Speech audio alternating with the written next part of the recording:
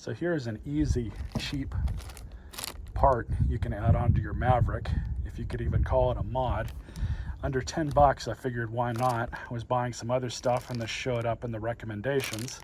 But what it is just a little cover for this part here at the bottom of your tailgate. Not a big deal to install one of these. Ford likely didn't include anything like this due to cost cutting, which is nothing to be surprised. But the link for this is in the description if you want to buy it. So pull it out. And let's see. It's got it routed around that cable. And you can see it goes into the back part of it here too. So it covers everything.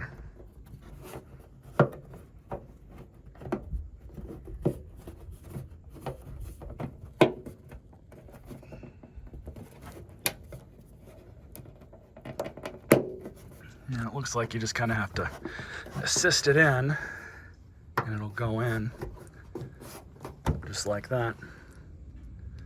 Bends around it a little bit, the contours and everything. So, and of course, those of you that are wondering about any sort of fluid drains out of it, the hole there is still open, so it can still drain fluid there. But you also have two other drain holes, one here and then one on the other side over there.